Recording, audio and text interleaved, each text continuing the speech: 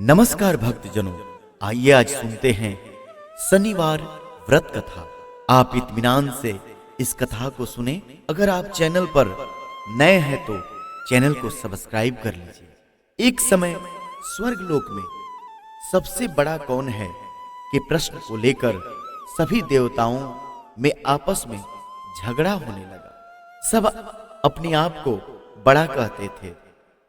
जब आपस में कोई निश्चय न हो सका तो सबके सब आपस में झगड़ते हुए इंद्र जी के पास पहुंचे, क्योंकि वे सभी देवताओं के राजा थे। वे बोले कि आप हम सब के राजा हैं, इसलिए आप हमारा न्याय करके बतलाइए कि हम 9 ग्रहों में सबसे बड़ा कौन है।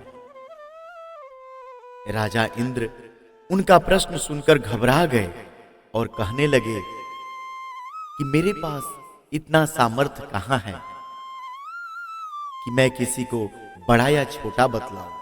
हां, एक उपाय हो सकता है। इस समय पृथ्वी पर राजा विक्रमादित्य दूसरों के दुखों का निवारण करने वाले हैं, इसलिए आप सब मिलकर उन्हीं के पास जाएं। वही आपके दुखों का निवारण करेंगे। ऐसा वचन सुनकर सभी ग्रह और देवता भूलोक में राजा विक्रमादित्य की सभा में आकर उपस्थित हुए और अपना प्रश्न राजा के सामने रखे। राजा उनकी बात सुनकर बड़ी चिंता में पड़ गए कि मैं अपने मुख से किसको बड़ा और किसको छोटा बतलाऊं। जिसको छोटा बतलाऊंगा वह क्रोध करेगा।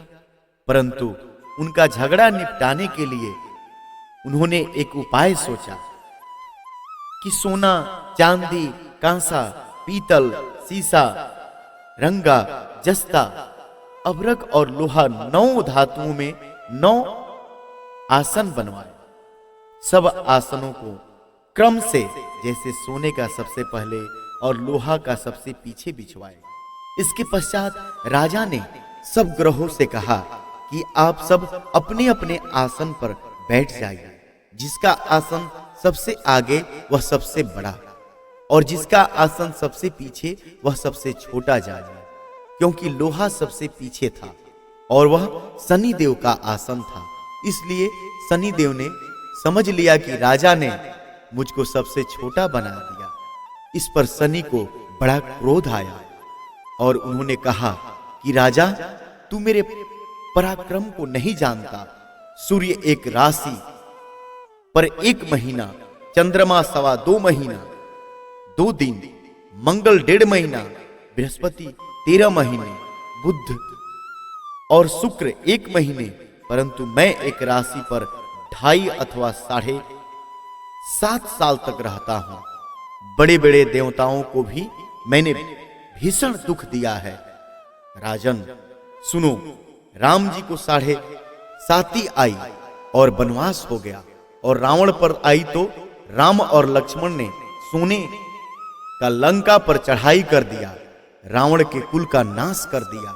हे राजा, अब तुम सावधान रहना। राजा कहने लगा, जो कुछ भाग्य में होगा देखा जाएगा। उसके बाद अन्य ग्रह तो प्रसन्नता के साथ चले गए, परंतु शनिदेव बड़े क्रोध के साथ वहां से सिधारे। कुछ काल व्यतीत होने पर जब राजा को 7.5 की दशा आई तो शनिदेव घोड़ों के सौदागर बनकर अनेक सुंदर घोड़ों सहित राजा की राजधानी में आए। जब राजा ने सौदागर के आने की खबर सुनी तो अपने अश्वपाल को अच्छे अच्छे घोड़े खरीदने की आज्ञा दी। अश्वपाल ऐसी अच्छी नस्ल के घोड़े को देखकर और उनका मूल्य सुनकर चकित हो गया और तुरंत राजा को खबर दी। राजा उन घोड़े को देखकर एक अच्छा सा घोड़ा चुनकर सवारी के लिए चढ़ा। राजा को घोड़े की पीठ पर चढ़ते ही घोड़ा जोर से भागा। घोड़ा बहुत दूर एक बड़े जंगल में जाकर राजा को छोड़कर अंतर्ध्यान हो गया। उसके बाद राजा अकेला जंगल में भटकता फिरता रहा। बहुत देर के पश्चात राजा भूख और प्यास से दुखी होकर भटकते भटकते एक ग्वाले को देखा। ग्वाला ने राजा को प्यास से व्याकुल देखकर पानी पिलाया। राजा की उंगली में एक अंगूठी थी, वह उसे निकालकर प्रसन्नता के साथ ग्वाले को दे दी और शहर की ओर चल दिया। राजा शहर में पहुंचकर एक सेठ की दुकान पर जाकर बैठ गया और अपने आप को उज्जैन का रहने वाला तथा अपना नाम वीका बतलाया। सेठ ने उसको एक कुलीन मनुष्य समझकर जल आदि पिलाया। भाग्यवश उस दिन सेठ की दुकान पर बिक्री बहुत अधिक हुई। तब सेठ उसको भाग्यवान पुरुष समझकर भोजन कराने के लिए अपने घर ले गया। भोजन करते समय राजा ने आश्चर्य की बात देखी कि खूंटी पर हार लटक रहा है और वह खूंटी हार को निगल रही है। भोजन के पश्चात कमरे में आने पर जब सेठ को कमरे में हार न मिला तो सबने यही निश्चय किया कि सिवाय वीका के कोई और उस कमरे में नहीं आया, अतः अवश्य ही उसने हार चोरी किया। परंतु वीका ने हार लेने से मना कर दिया। इस पर 5-7 आदमी इकट्ठे होकर उसको फौजदार के पास लाए। फौजदार ने उसको राजा के सामने उपस्थित कर दिया और कहा कि ये आदमी तो भला प्रतीत होता है, चोर मालूम नहीं होता, परंतु सेठ का कहना है कि इसके सिवाय और कोई घर में आया नहीं, अवश्य इसी ने चोरी की है। तब राजा ने आज्ञा दी कि इसके हाथ पैर काटकर नगर की सड़क पर छोड़ दिया जाए। राजा की आज्ञा का तुरंत पालन किया गया और वीका के हाथ पैर काट दिए गए। कुछ काल व्यतीत होने पर एक तेली उसको उठाकर अपने घर ले गया और अपने कोल्हू पर उसको बिठा दिया। वीका आवाज देकर बैल हाँकता रहा और राजा को भोजन मिलता रहा। समय की दिशा समाप्त हो गई और एक रात को वर्षा ऋतु के समय वह मल्हार राग गाने लगा। उसका राग सुनकर उस शहर के राजा की कन्या उस राग पर मोहित हो गई और दासी को खबर लाने को भेजा कि यह मल्हार कौन गा रहा है। दासी सारे शहर में घूमती फिरती क्या देखती है कि तेली के घर में कोई मल्हार राग गा रहा है। दासी ने महल में आकर राजकुमारी को सब वृतांत सुना दिया। बस उसी क्षण राजकुमारी ने अपने मन में यह प्रण कर लिया, चाहे जो कुछ हो, मुझे इस मल्हार गायक के साथ विवाह करना है। प्रातः काल होते ही जब दासी ने राजकुमारी को जगाना चाहा तो राजकुमारी अनशन व्रत लेकर पड़ी रही। तब दासी ने रानी के पास जाकर राजकुमारी के न उठने का वृतांत कहा। रानी ने तुरंत ही वहां पर आकर राजकुमारी को जगाया और उसके दुख का कारण पूछा। तो राजकुमारी ने कहा कि माताजी, मैंने यह प्रण कर लिया है कि तेली के घर में जो मल्हार गायक है उसी के साथ विवाह करूंगी। माता ने कहा, पगली, यह क्या बात कह रही है?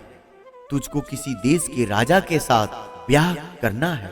कन्या कहने लगी कि माताजी, मैं अपना प्रण कभी नहीं तोड़ूंगी।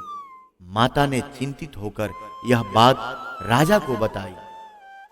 जब राजा ने भी आकर यह समझाया कि मैं अभी देश देशांतर में अपने दूत भेजकर सुयोग्य, रूपवान एवं बड़े से बड़े गुणी राजकुमार के साथ तुम्हारा विवाह करूंगा, ऐसी बात तुमको कभी नहीं विचारनी चाहिए।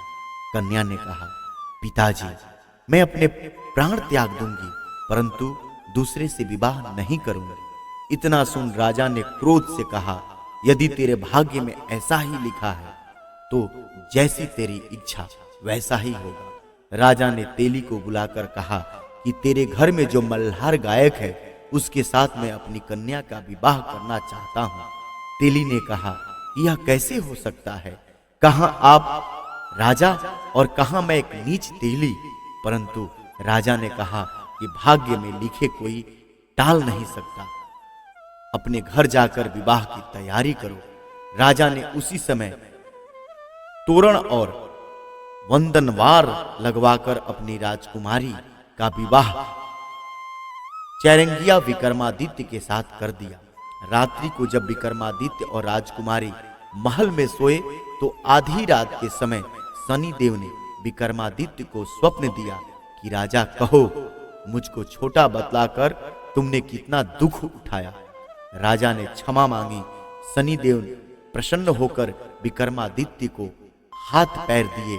तब राजा ने कहा, महाराज, मेरी प्रार्थना स्वीकार करें कि जैसा दुख आपने मुझे दिया ऐसा और किसी को न दें। शनिदेव ने कहा कि तुम्हारी यह प्रार्थना स्वीकार है।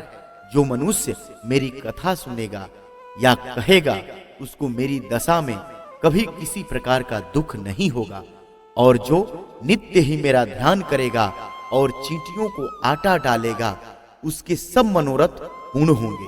इतना कहकर शनिदेव अपने धाम को चले गए। राजकुमारी की आंख खुली और राजा के हाथ पांव देखे तो आश्चर्य को प्राप्त हुई।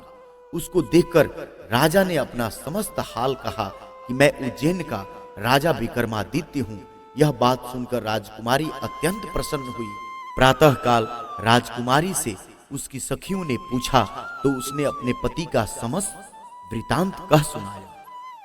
तब सबने प्रसन्नता प्रकट की और कहा कि ईश्वर ने आपकी मनोकामना पूर्ण कर दी। जब उस सेठ ने यह सुना तो वह विक्रमादित्य के पास आया और राजा विक्रमादित्य के पैरों में गिरकर क्षमा मांगने लगा कि आप पर मैंने चोरी का झूठा दोष लगाया, अतः आप मुझको जो चाहें दंड दें।